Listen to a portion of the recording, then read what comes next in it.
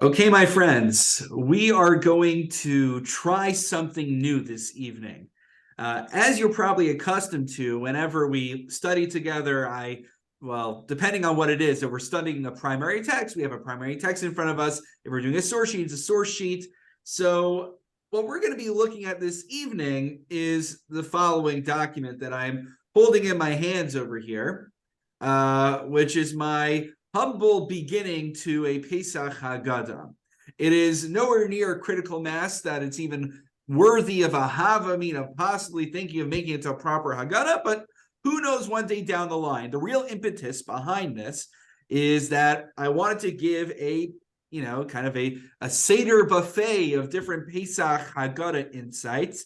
And what always happens to me is I get really flustered because, this Haggadah, I have an idea for Kaddish. This one, I have an idea in Nirtza, and I don't remember which one at which point. And then I'm busy jumbling through all of the order of ideas in my stack of Svarim. So what I thought I would do was I thought I would actually take the time in order to put everything in a comprehensible order. And so what really just came from that was that I found a template on Sefaria of a Hebrew-English Haggadah.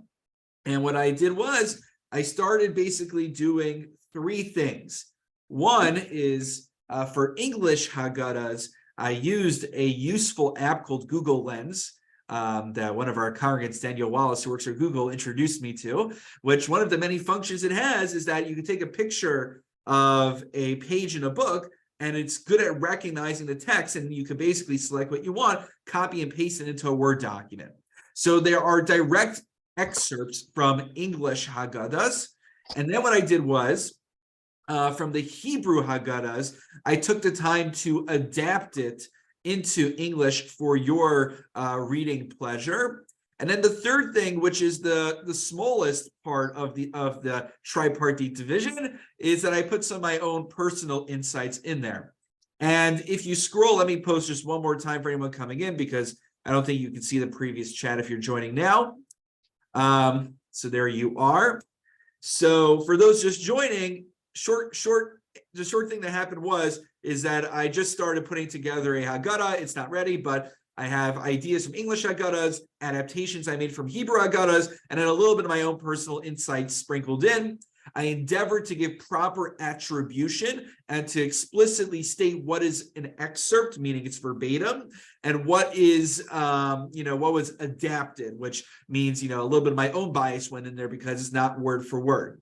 If you look at it, you'll see that there is the bold in anything is generally from my own emphasis that I put in. So our goal this evening really is that I'm going to share a bunch of the ideas. This Haggadah is basically just ideas that I've come by in my journey, reading different Haggadahs and different works, and what really stood out to me and what piqued my interest. And my hope is it'll pique your interest as well. And so I'll share only some of the ideas, and then I encourage you. This is a living document. This isn't a statement about the Constitution or anything. This is actually a living document, and I hope to be adding more things. And of course, if you want, you can either look online at the link I gave you, at the Google Doc, which is a live document. You'll see when there's new ideas that go on, or you can print it out and read at your own leisure. Okay? And with that, my friends, we begin. I'll make references inside the document by page number to those who are following along. And you just want to listen, or you have a Maxwell Haggadah or whatever you want with you, I'll tell you what stage of the Seder we're up to. It shouldn't come as a surprise that a lot of the insights probably are around Magid, but I try to make sure there are some insights on other parts of the Seder as well. And with that, actually, we go to page number 2, because page number 1 is the title page. Page number 2, if you take a look, immediately on Kaddish, I have something for you guys. Now, there is a story about the Chafetz Chaim. Happens to be, I found it recorded in a sefer on Zemiros by Rav Asher Weiss, but I've since found it in other places quoted as well. So it seems that it's a pretty accepted story. That the Av Basin of Pressburg came to visit the Chafetz Chaim for Shabbos. And on Friday night, how does most Shabbos meals begin on Friday night? What do you begin with? Shalom Aleichem Malachei Hashem. I won't sing the whole thing for you, don't worry. When I grew up, we did each stanza 3 times, and I was like, no, we're only doing. When I got married, I'm like, we're only doing it 1 time. That was my big shift from the minhag hamishpacha, among other things. So the Chafetz Chaim actually went straight to Kiddush, wash, made hamotzi.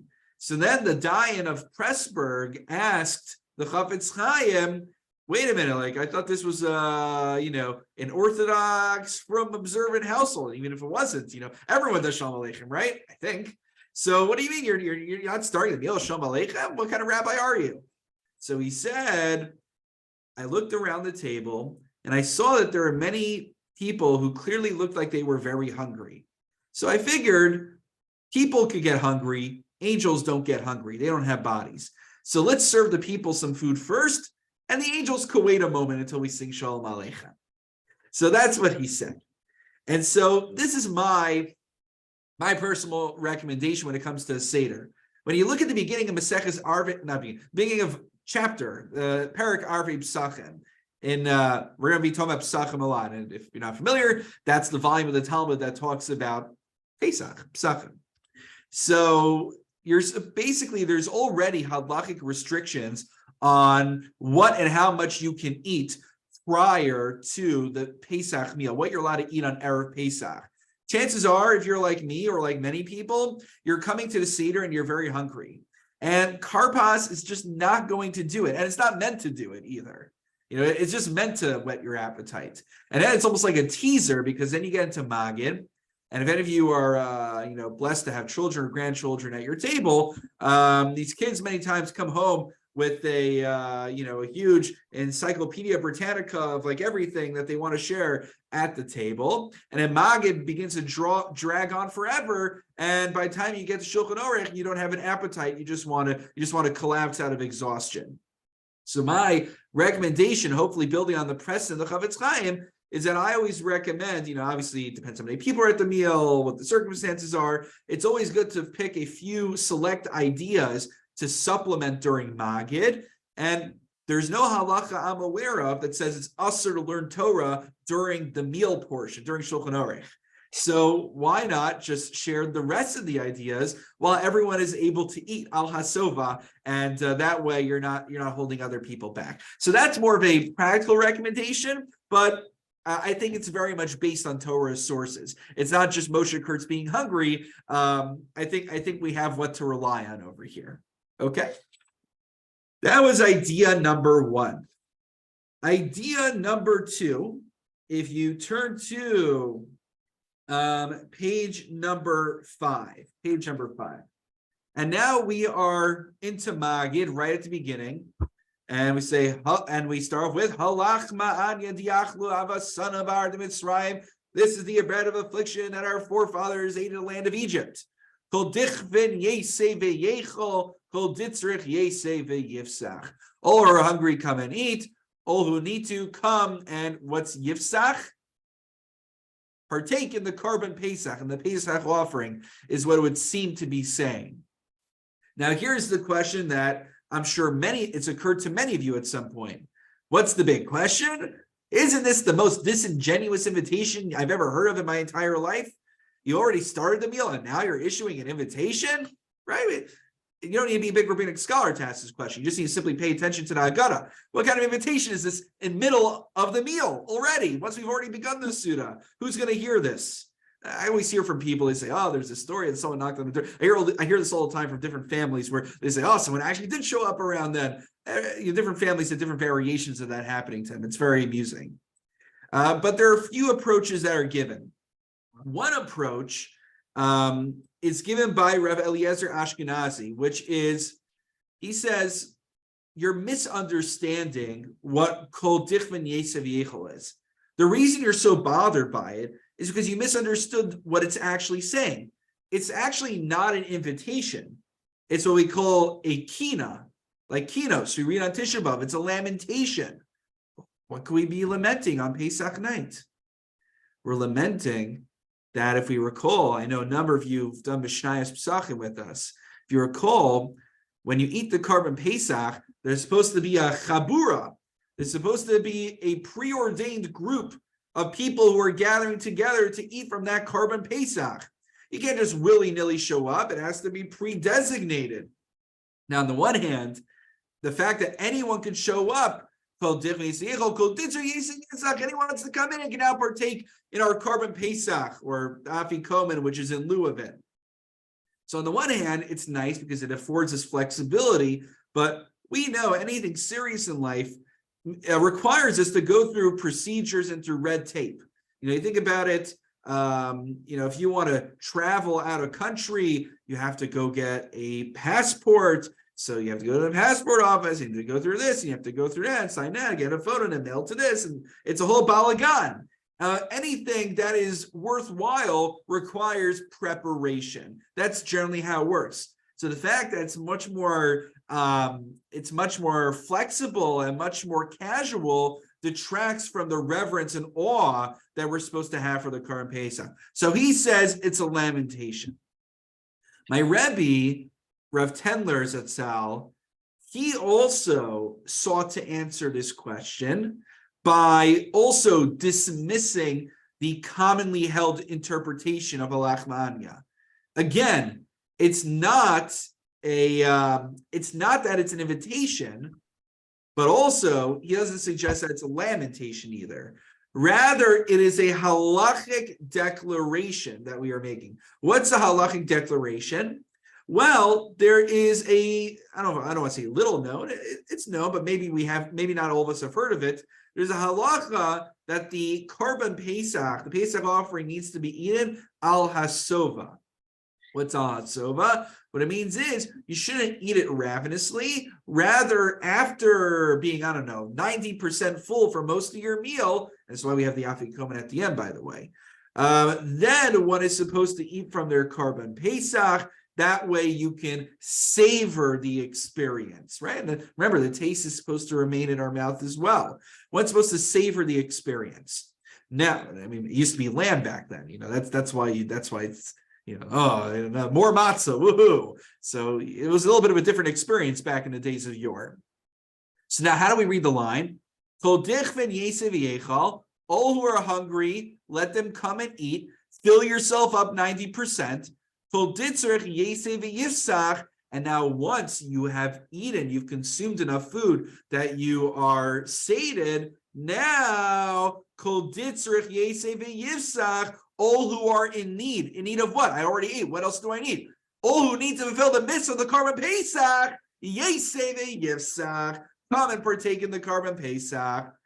So it's not a invitation like is widely assumed, but it's a halachic declaration. And so just to be aware, I'm sure there's others that I haven't seen. There's many answers that are given. There's a mini encyclopedia. You may have seen when we learned Gemara together, I'll refer sometimes into Masifta Gemara. It's kind of like a modern mini encyclopedia. So there's a Masifta Haggadah, which almost any question you can anticipate, it gives you 10 answers from across the gamut of Haggadahs that you could possibly look at. So if you go there, I'm sure you'll find more answers. Okay, that is idea number 2 that I'm leaving you with. Alex, I see a hand that is arisen. And so I am a little confused because that declaration is in the beginning of Seder, and Karban Pesach is supposed to be at the end, or at least not at that moment. Right. So it's an excellent point. I shared this between Mincha and Marv just now because at shul. So Nat Sandberg ran after me as I was walking over to that classroom where I'm at right now to give the shiur, and he was asking me exactly that question, Alex. So great minds think alike. It's a good question. What's it doing over there then? I don't have a good answer per se, but maybe I have an approach that might help us appreciate this. If you take a look on page number 10, so now we're looking at Avadim Hayinu Lefaro B'Mitzrayim. So now this piece is actually excerpted. I marked it as such. This is a excerpted from the Rasal Soloveitchik, an Exalted Evening Haggadah. Now the thing is, it says I'm excerpting it from that Haggadah. It's not, this Haggadah wasn't written directly by Rav Soloveitchik. Rabbi Genack, who is a huge Talmid Chacham, one of the heads of Kashrus, or maybe the head of Kashrus at the OU, he spent time culling ideas from Rav Soloveitchik from various different svarim. So I'm not sure if it's like a cliche or klishlishi at this point, how many times removed, but it's a verbatim quotation, at least from the Exalted Evening Haggadah. So in there, Rav Soloveitchik makes a really important point. He says that it's true. He does discuss also the imperative of telling over the story of Yetzias Mitzrayim, of Laharos es Atzmo, feeling the experience. He talks about how it's supposed to lead us to praising God, all wonderful things. But one thing that tends not to get emphasized so much many times is that he says on page 10, the night of Passover is first and foremost a night of Torah study. What does that mean? First and foremost, a night of Torah study. The citations in the Haggadah from the Tosefta and the Mechilta, the oral law, concentrate on the major laws of the Exodus of Egypt, so that we'll be able to fulfill the commandment of discussing the laws of Pesach. Without discussing the laws, the Haggadah cannot begin. So, to your point, Alex, I think it's still a little bit of a question why this halacha in particular, but it would seem that the Baal Haggadah wanted to emphasize that Torah study and study of both halacha in addition to the Haggadah is of utmost importance and is a core component of the Seder night. Why that halacha in particular? Good question, but there we have it. Okay. Rabbi? Yes. Rabbi, the people that asked why is it there where it is, where would they have it? Where would they see that it would fit better than where it is? Well, maybe I can't see it, but- maybe for Shulchan Aruch before the meal, one could say, right? Well, it is, isn't it? Well, it's only at the beginning of Magid. It should be all the way at the end, maybe all the way at the end of Magid, but once we start eating things, actually, or not just start, but we really start. But it's still at the beginning, and maybe when it was written, the Haggadah, when it was put together, it had to go someplace. It couldn't go at the end because you're talking about eating and you've already finished eating. So that would be only talking about the Karban Pesach at the end. But then what happens to Kol Dechvin Yetev Yechol? So it's like, beginning and end, and you have to have a place to put it. Right. So where else would you put it? I hear that. My favorite part about sandwich with Pesach. Yes, the sandwich, the best part. All right, Rabosai, we still got a number of ideas to cover. I'm going to set myself a limit. I should probably finish. We start with 7:35. I should probably not take more than 45 minutes to get this through. All right, good ideas. Let's go. We're only on page 10. We're not going through everything. Don't worry. Don't get scared, guys. I don't want to hold you captive. Okay.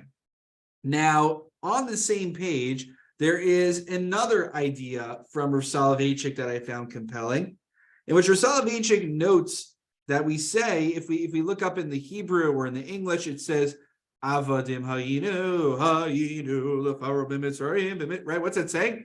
We were slaves to Pharaoh in Egypt. Now, Rav Soloveitchik didn't live into the 21st century when this became a little bit more of a catchphrase. But what he's going to be referring to is what we now call person-first language. So, for instance, you don't say nowadays a special needs kid, you say a kid with special needs, because that doesn't define who they are. They are, people are humans, and humans have, certain challenges, right? So that's in the clinical world, that's the norm. So Rav Soloveitchik actually made that observation as well in the Haggadah. You see, we are called Avdei Hashem. We are called servants of God. That defines what our essence is. However, it doesn't say that we're Avdei Paro. It doesn't say that we're the slaves of Paro, but rather it says Avadim Hayinu Pharaoh. We are people who happened to be serving Paro in Egypt, but it didn't define our very essence. And let me read the actual line in the bold.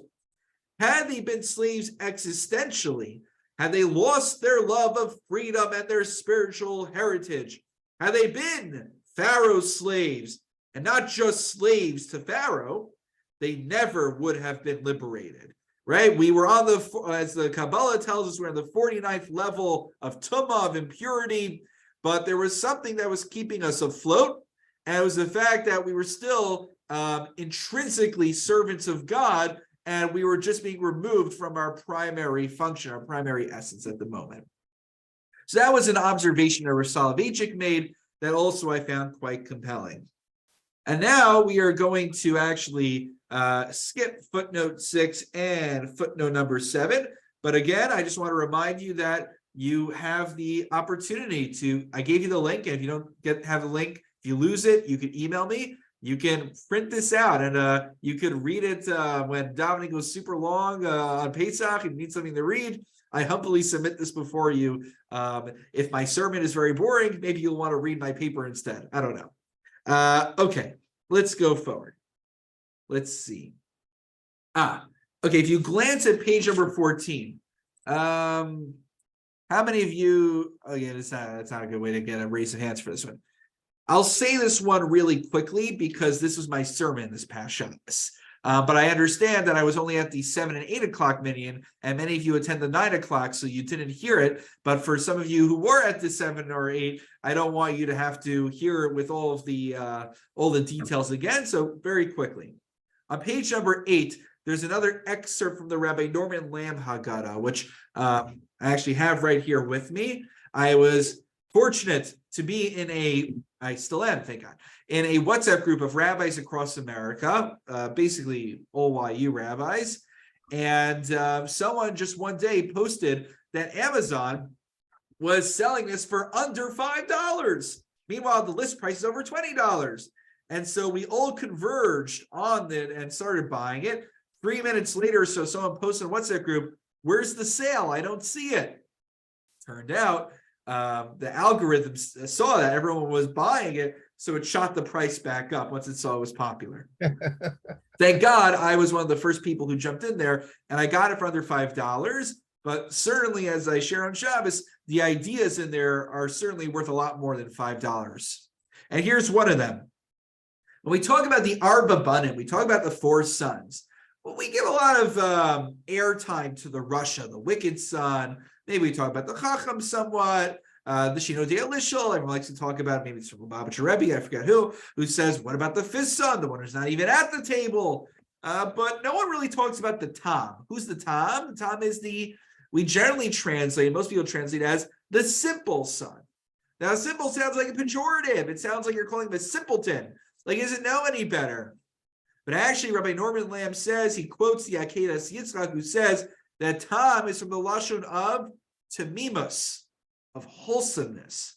It's not the simple son, it's the wholesome son. He says that for a while, the Jerusalem Talmud clearly declares the Tam to be one who is bolted intellectually, calling him a tipesh or fool. Akedah Yitzchak maintains that he's not typed intellectually, but religiously and ethically. The Tam is not the opposite of the Chacham, but he's the opposite of the Russia, of the wicked son. Now, unlike the Chacham, who might like to show off how much he knows and all of his doctoral degrees and accomplishments, the Tam is a person without pretenses, who does not wear his lumdus or scholarship on his sleeve. And he quotes what is a classic Or HaChaim. The Or HaChaim reflected that back in the days of the persecutions and inquisitions, it was those who consider themselves most philosophically sophisticated who were able to rationalize all these different kinds of heterim within Judaism, that eventually they applied the same tools, the same frame of analysis, and they rationalized leaving Judaism when it suited them. But in the end, it was the masses, the women, the children, the men who maybe didn't have the college degrees, those who didn't go through all the liberal arts education. They were the people who were more wholesome. And they were ultimately the people who put their foot down and were willing to sacrifice themselves and martyr themselves for God. And it's because of those people who we would call the Tam. It's because of the Tam that Judaism was preserved and lives on today. It was about, so yeah, I'll just share a second. I guess I'm giving the whole sermon after all. I couldn't resist. Marissa and I were having a conversation a few days ago about whether to cover our countertops. So I said, Marissa and I, we have a small counter space. So we use the same counter for meat and dairy during the year. And we know that since hot dairy may have fallen on a counter, I know if a hot piece of meat falls on the counter, we don't eat it because maybe then it absorbed some of the dairy taste that previously fell on the counter. So we shouldn't, all we need to do for our counters really is wipe them down for Pesach, but there's no reason to kosher or cover it. But Marissa said to me, she said, wait, but when you walk into a Jewish home, isn't there the red tape? Isn't there the yellow tape? Isn't there, isn't it supposed to look like it's people should be in hazmat suits, right? How do you think our bubbies and Zadis in Europe used to do it? Like Bubby and Zadie don't live in Europe, they're in the 5 towns, right? I see the rest. Our bubbies and Zadis back in the 5 towns. How did they? Maybe you're just going back to Russia and then Europe and wherever we're from, right? So, did they not? Of course, they covered their counters with aluminum foil or whatever they were using back, right? It's the only anachronisms. So I was like in principle holding the line. I'm like, no, we're not covering our counters. Then I read this piece from Rabbi Norman Lamb, and I said, you know what? Maybe there's a lumdisha way I can explain why we don't need to do this. But you know what? Minhag Yisrael Torah, the most wholesome people we know, this is what they did, and this is what's preserved our Masorah. So Marissa, if you really want to cover the countertops, I permit. Okay, I said I'll help you. I'll help her out as well. Right. Someone came over to Marissa after and she said to her after the sermon on Shabbat, she said, I hope Moshe helps you cover the countertop. It doesn't just let you do it. I hope he helps you cover it. Maybe it was one of you who said that. Anyway, okay. Moving forward, my friends. Moving forward to page 17. The word b'misei ma'at. So it says b'misei ma'at that we were small in number. What's it mean we're small in number? So we don't need to go deep into this, but do you see where this excerpt is from? I excerpted from our book that we're using on Thursday mornings, from Ani Mamin by Dr. Joshua Berman. Actually, I put a Rabbi Dr. Joshua Berman. I think he has smicha also.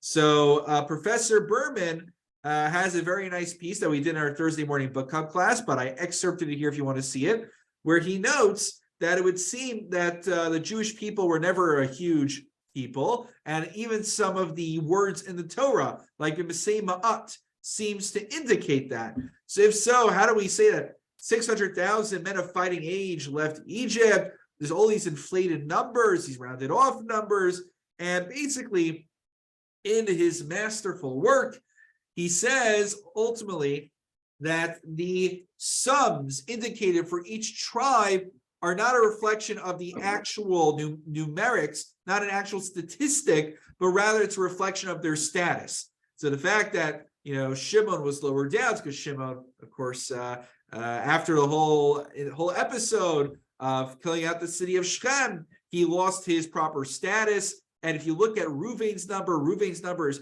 twice the amount of Shimon because he got a demoted firstborn double right, that he was only got double the amount of the lowest son. So he goes through all of that. It's really wonderful. And again, it's there to read at your own leisure. And I know a number of us already studied together on Thursday morning, so we're not going to spend a lot of time on that. Going forward, you will see on page 11. I actually, from some of you I know, it's our Monday night class that I write up also. Our halachic adventures through the Parsha. So I included 2 mini essays in here, one on the frogs and one on what else? Oh yeah, one about Moshe Rabbeinu killing the Egyptian. So these are mini essays. They're there for you to read your own leisure. They're actually like entire shiurim that we did together, summarized and distilled. So we've actually studied together during this Monday night slot. So I need not spend time on that right now. If you take a look at footnote number 12 on the bottom of page 23, it goes on to page 24. When it says the amalenu elu habanim, and our toil, this refers to the sons that were killed, thrown into the river. But Rav Zilberstein homiletically interprets. Now, here's the thing. Many times you'll see when a rabbi gets up to give a sermon or is writing a commentary on the Torah, there's two ways to approach Al HaTorah literature. There's some people, many of the Rishonim, who are actually trying to explain what the Torah is saying. They might have different approaches to how much they feel beholden to what the sages in the Talmud and Medrash had to say. But basically, when you open up a Mikros Gedolos, for the most part, the Rishonim are trying to explain what's going on actually in the Torah. That's their goal. Now, sometimes their explanations might yield an inspirational and uplifting idea, but that's just by happenstance. However, the modern day literature, a lot of it is more homiletics. Less literal, less actual interpretation, in which we kind of just find a few words that we like, and then we springboard and talk about what we wanted to talk about anyway. So this is one example of many. Rav Zilberstein's Haggadah, he talks about children, and we actually covered this when we talked about children in shul on Purim. He quotes the Gemara in Chagiga talking about Hakel, who says that children are supposed to come to Hakel. And the classic question is, what do you mean? Why bring children to Hakel? Why bring children into shul? Are they going to create a disruption? So he quotes the Sfas Emes. The Sfas Emes, I put the full quote here. It's translated from his Hebrew summary. That, again, the word shlemus comes in. He says that even though children might create a little bit of a distraction from our own religious endeavors, it's the job of a parent to be willing to give up a little bit of their own religious self-reflection and self-improvement and sacrifice a little of that for the sake of their children. Maybe I wouldn't be able to learn all the same hours of Torah each day, but that's our job, is to give away a little bit of ourselves in order to ensure that the next generation is able to thrive. And he quotes the Gemara in Shabbos, which says that Yerushalayim was destroyed because the Tinoko Shel Beis Rabban, the children were interrupted from studying their Torah. And the way we rectify it, the Gemara tells us, it would seem, the way we rectify it is that even when the Beis HaMikdash is being rebuilt, we're not supposed to distract our children from studying Torah. So it was interesting. I actually saw someone post on Twitter today that because of all the politics in Israel, they canceled first period in school at a day school in New Jersey, and they decided to give them an overview of what's going on in Israel right now.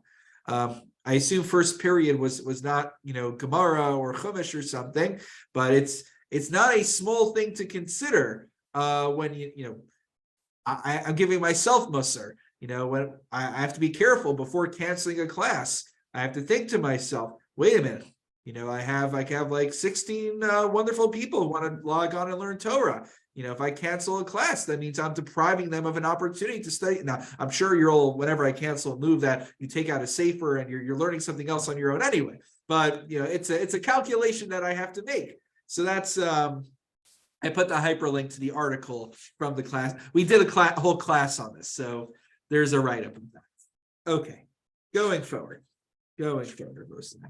Any questions? Just anyone have any questions? All right. The next idea I wanted to share with you comes up when we're talking about the 10 plagues on page 31, the 10 plagues. So the plague of Barad, it says, let me see if you don't mind, there's a chumash right here. I just want to grab the chumash so I can quote it from inside. Just a moment. I think we have a chumash here. Here we are. And if you have a chumash, you're welcome to take a look yourself. Okay.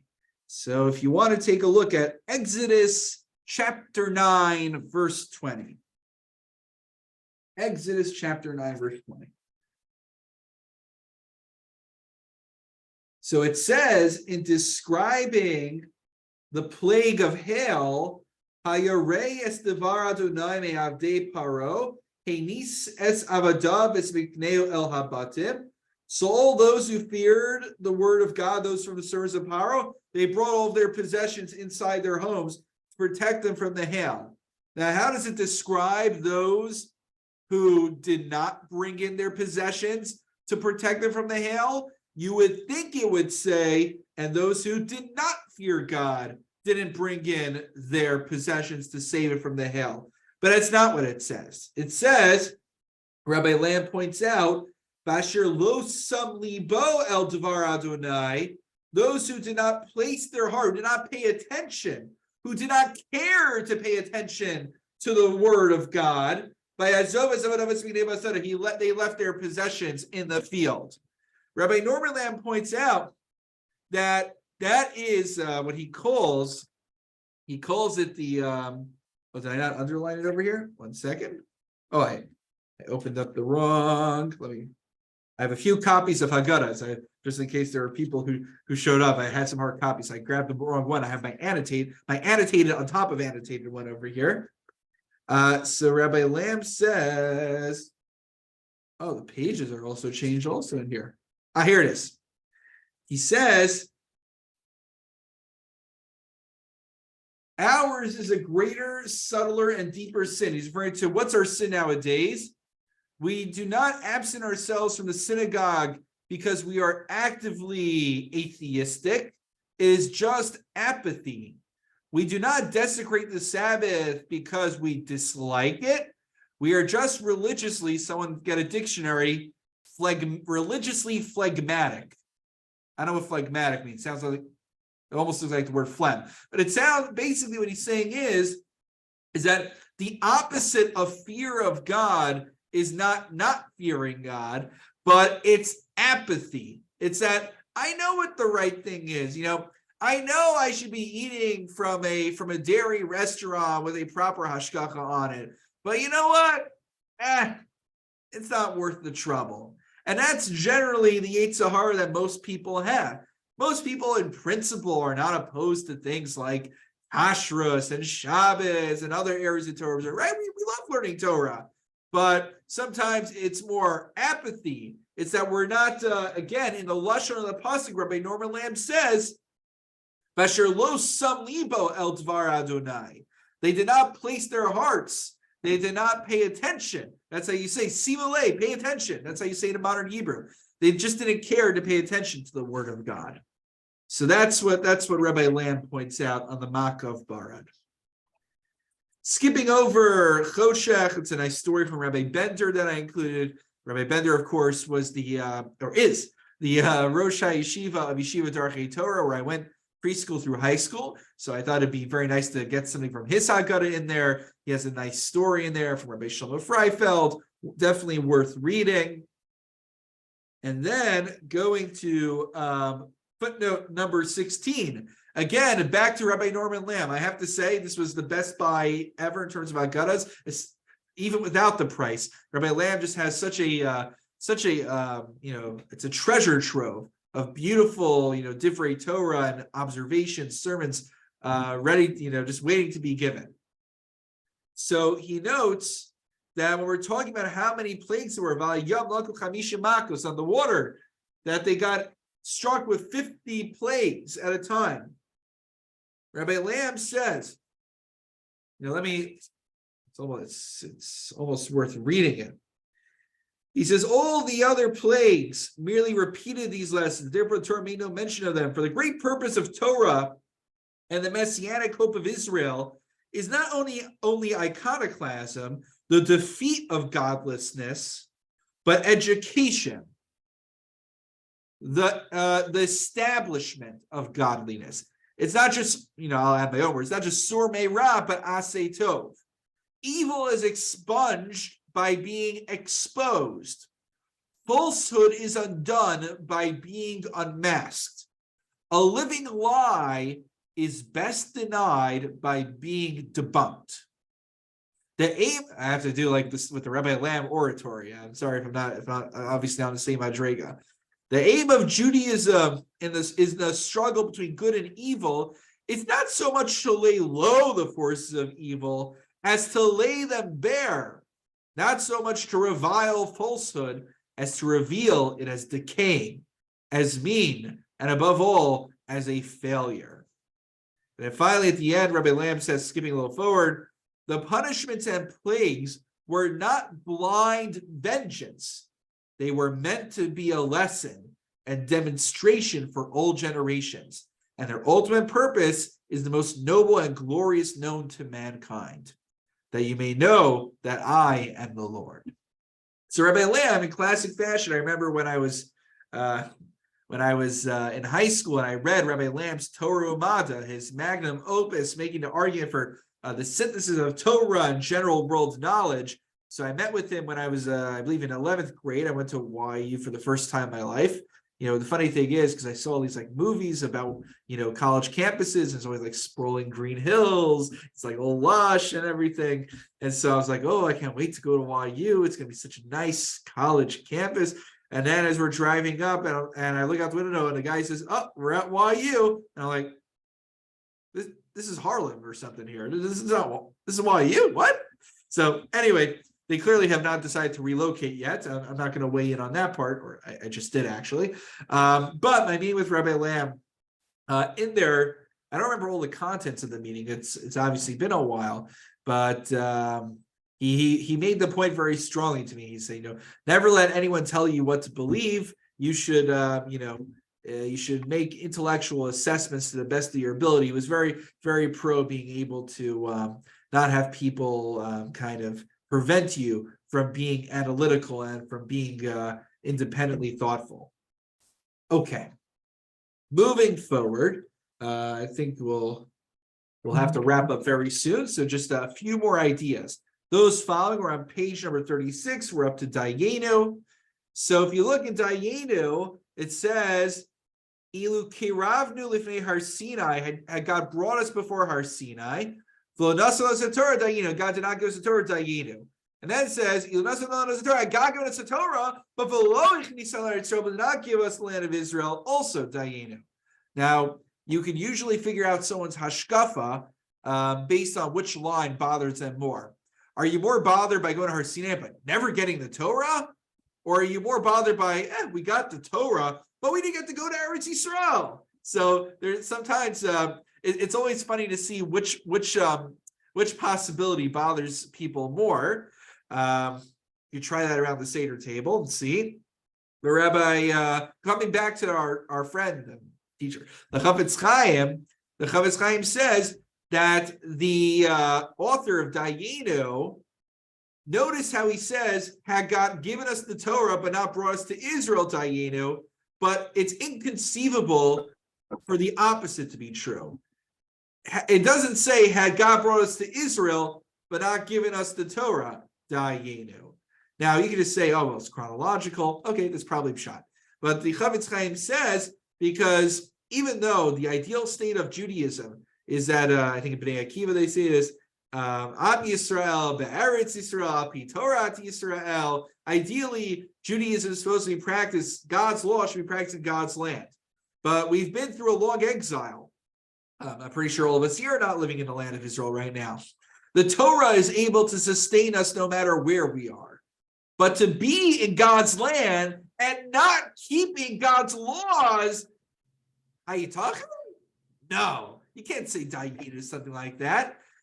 If we're going to be in God's land, it has to be according to God's laws. That's how it has to be. So that's why it says in there, Ilu kiravnu lifnei Har Sinai, lo nasal us Torah Dayenu, but not the opposite. That's what the Chafetz Chaim suggests. Going forward, let's see. We're going to get into the final stretch. All right. Well, we're done with Haggadah Insights. Okay. So I gotta let you guys eat. We gotta start eating now, right? I guess next time we use Seder Insights, we should actually do it around the table with some food. We could have some fun with it, right? Okay, there's a nice story about Maror. Naturally, as you guessed, it's related to the Holocaust and from Rav Rimon's Haggadah. So you can take a look at that at your leisure. I'm giving you guys a lot of homework, right? Going forward, we're covering a lot of ground over here. I also put in something to read at your own leisure. I think we've done a shear on it, possibly. Footnote number 20 on page 48 is about, do we celebrate the downfall of the wicked? A very classic topic, because I guess just very briefly, but of course there's much more to it. The Beis Yosef quotes the Gemara that tells us that when the Egyptians when they were drowned, the angels began to sing, and God says, "How can you angels? How can you sing when when my creations are drowning in the sea?" So the Beis Yosef basically cites precedent that the reason that we don't say a full Hallel the rest of Pesach is because there's something missing from our Simcha when we know that it was to the detriment of other human beings, no matter how wicked they are. There's a whole discussion about if and when we celebrate the downfall of the wicked. It's a whole shear. Maybe we'll do it sometime. And I wrote just a little bit of it in the Haggadah here. Okay, now we're up to Hallel. Oh, we're really covering ground over here. In a Hallel, something else that we don't need to go through in depth because we did it for those who are in the Thursday morning class. Now I'm quoting from Rav Amnon Bazak, into this very day. Rav Amnon Bazak. So I was so happy when I found the tie-in for this. So you remember Rav Bazak, he's not the only one who mentions this, but we saw this together, so I put it in from his book. The Rav Bazak notes that in the commentary, the Torah commentary of Rabbi Yehuda HaChassid, Rabbi Yehuda HaChassid says that Hallel HaGadol, Psalm 136, was actually originally in the Torah, and then King David came along and spliced it out of the Torah and plagiarized it into Sefer Tehillim, which is an outrageous claim. Where did he come up with that? I mean, it's just like gratuitous. Like, why?